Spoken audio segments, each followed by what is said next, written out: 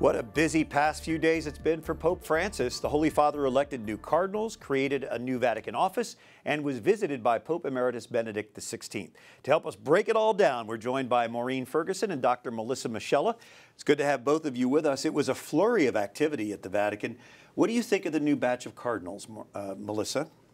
I think it's really exciting to see, and in accordance with everything else that Pope Francis is doing, that he's bringing in cardinals from outside the typical places. There are a few, the cardinal now from Haiti, from Ivory Coast, Burkina Faso, more than expected from South America, very few from the typical European places. And so I think this is in line with this general sense of bringing the church out to the peripheries and, you know, really bringing home the universality of the church and getting voices there from different parts of the world that have perhaps been underrepresented within the governing body of the church. Maureen, were you surprised to see the Holy Father, Pope Emeritus Benedict, at that Mass? Well, sure. I think everybody was surprised. And, you know, on the one hand, it's so remarkable. It's such a remarkable sight. You know, we haven't seen something like this in 600 years to have two popes there.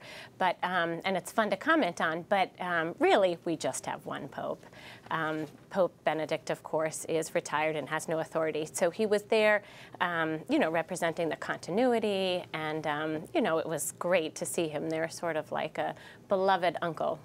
And he certainly gave that impression. He just greeted the Holy Father and then sat back in his place. But it was beautiful to see him.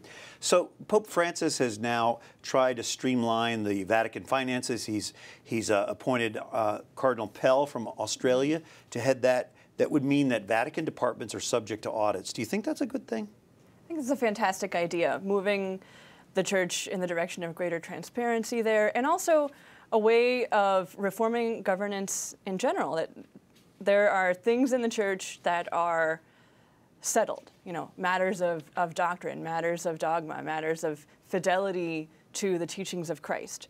But there are other things in the church that can be updated with the times, and the particular structure of governance is one of those. And we see that what Pope Francis is doing is taking the initiative there to streamline things for greater openness, greater transparency, greater efficiency. And this, I think, is a really important step in that direction. And of course, he's going to also bring in several lay people who are experts in the financial management arena. So that's a positive development as well. He's pretty bold, don't you think? He's really moving forward. You know, he is really shaking things up and really shaping things up, more importantly, shaping things up. So it's exciting times. All right, Maureen, Melissa, thank you so much for joining us and giving us a very good perspective of all the activity at the Vatican. Good to be with you.